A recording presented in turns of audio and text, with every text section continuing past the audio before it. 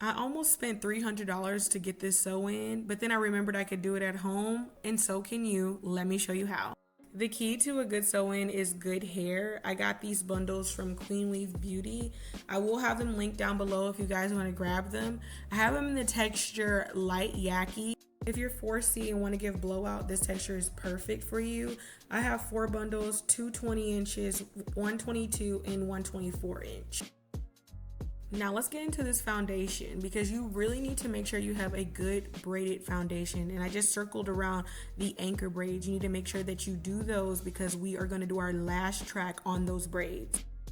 Some people start with sewing down the wefts, but I start with my edges. I learned this because you can basically wrap your hair down and have your edges out of the way when it's time to go ahead and get started sewing. Make sure that you're using a good heat protectant. I'm using Fantasia heat protectant. I would rather get Chi. So if you can get Chi, definitely do that. I'm gonna spend a lot of time on this parting space because I wanna make sure that my side part is very crisp and what I want it to look like. It's very important that you make sure that you like your part before continuing on if you're gonna do it this way as far as separating your edges and laying them down and tying them away. But you just want to make sure that you like them because they are gonna be stuck like Chuck. I know this clip made it seem like I took a long time on my edges, but in reality, I took even longer. It usually takes me around 20 to 25 minutes to get these correct. And then I tie it down with something silk, but you want to make sure that you don't tie it down with like anything like a bandana because it's going to rip the edges up when you get done tying them down. Is a net optional? Yes, but it's preferred to just use it because it provides the structure that you need.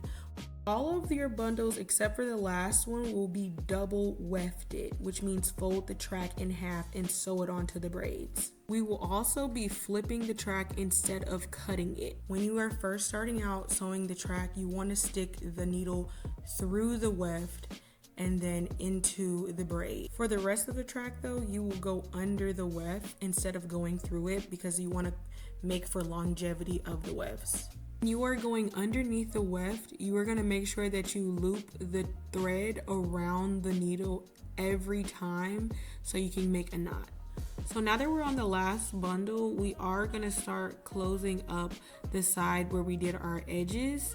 So this is where you're going to use that anchor braid to make sure that you sew your last track on the anchor braid on the side with your edges. You know how I said that we're not going to cut any of our tracks? Okay, this is where we actually are going to cut our last track because we have to fill in the other side with the rest of that track. And with this side, you're just going to keep going back and forth, flipping the track until you can close it up.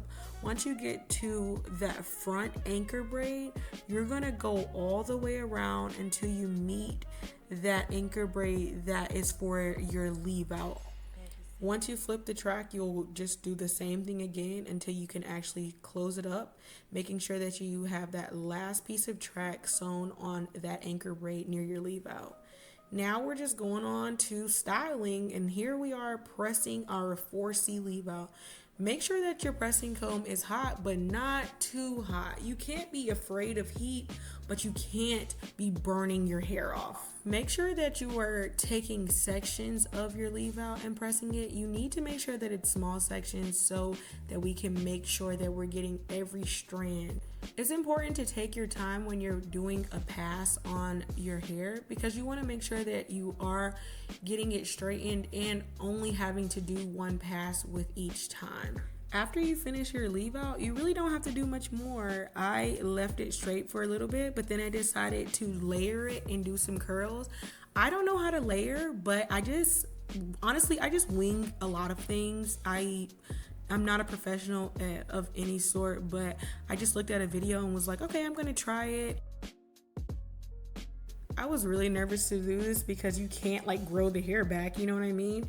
But what I learned that you start from wherever you want your layers to actually start. So I put them at my chin, and then that would be like your guide. So then you start parting triangles and you pull it across your face and cut perpendicular to where you parted. So that's what I did here. Definitely still nervous after doing that, but I was like, well, we are already making progress, so we have to go ahead and complete it. Honestly, I felt like it just got easier as I continued to do it, because what you'll do is just create the guide and then you'll continue to cut using the guide. At certain points, I just kind of started doing my own thing because I'm like, okay, I know how I want it to look, so I'm just gonna go based off how I want it to look and hopefully it comes out right. Don't try that part at home. I would suggest, like, if you want layers, use like a straight razor. Using the scissors definitely makes it a little bit harder. So now I'm moving on to curls, and what I did was put some bio silk throughout the hair and also on my leave out. And I'm going to be doing flat iron curls because I just find that to be easier. With the flat irons, what you want to do is make sure that you're not stopping, because when you stop with the folds, you will make like cuts in your hair, basically like folds in your hair. So you basically just want to continue to rotate the flat iron in whichever way you want your curls to be. The wider your flat irons are when you're doing these curls, the thicker you can make your pieces when you're doing the curls. Now, this is not going to give you like a super tight curl because you're using a flat iron, but it's going to give you just enough if you're one of those people who just wants that wavy type of look, basically what I showed you in the beginning of the video. So this is just an easier way to curl if you are someone who does not know how to use curling irons. I do know how to use curling irons, but I feel like it's more dangerous for me because I always burn myself. So I decided to use these flat irons. I really hope that you guys enjoyed this video. If you did, please like, comment, and subscribe. Just consider it, you know. I would love to have you a part of my family. I always upload videos of hair tutorials or just things that I'm doing. If there's certain things that you do want to see from me, please drop that in the comments. Thank you so much for vibing with me. Bye.